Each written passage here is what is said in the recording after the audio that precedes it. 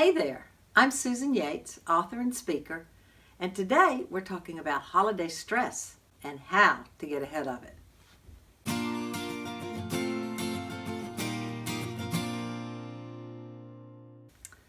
Recently, I was talking to some of my friends, primarily mothers of young children, and they were already stressed about the holidays ahead. One child had an ear infection, another had just broken a thumb, another had families coming in from out of town, and she didn't know how she was going to juggle everybody's expectations of how they wanted to spend the time. And another one was on overload with all the gifts she yet had to purchase. It's so sad that this season, which is meant to be one of celebration, has in reality, for all of us, become a season of stress. What can we do to alleviate some of this stress before it hits us right in the face? I'd love to share 3 tips with you that might help relieve some of your stress. The first tip is simply lower your expectations. We have a picture of Christmas being a time when we're a happy family roasting chestnuts by an open fire and everybody loves each other and gets along. And it's a calm and silent night? Well, probably not in your house.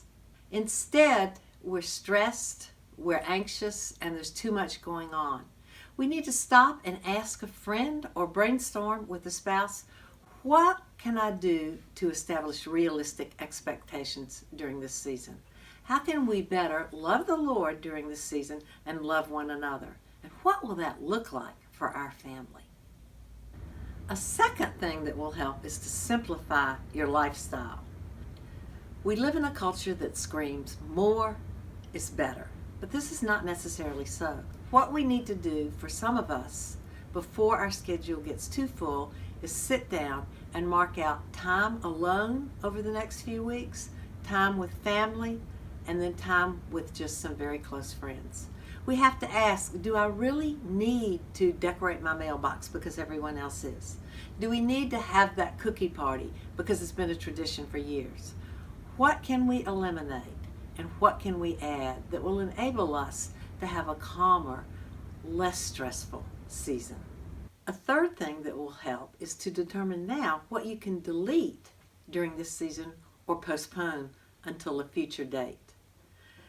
One of the things that John and I found helpful with 5 children was to delete so much of the gift giving. So our kids chose names in our family so that one sibling gave to another sibling. And we also have done this with our own siblings. It cuts down on the gifts and it cuts down on the expense. Another thing that's helpful is to decide what you can postpone till January or February, when it's nice to have that party that you usually have with friends in December, because it's a lull then. And simply postponing something that you usually do in December will make your time less stressful and give you more time as a family. Be courageous and eliminate 2 things that you usually do. And remember that every time you add something to your calendar, you need to remove something.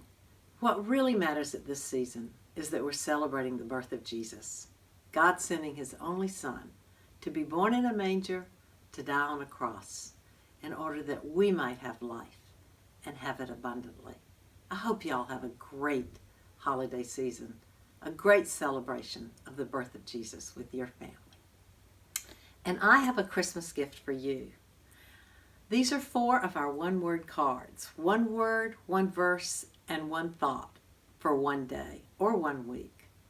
Click the link below to sign up, and I'll send you these 4 cards. These are special cards. My daughter-in-law, Christy, has done the original artwork, and my friend Jess has done the original calligraphy. My hope is that these cards will help you focus on Jesus more during this season. And now I have a secret stress reliever that I want to introduce you to. Can you come up here? This is totally not allowed. Come here, Charlie. Charlie! This is Charlie. Hey, Charlie. He's 3 years old, and he is my best stress reliever. And he's excited about Christmas.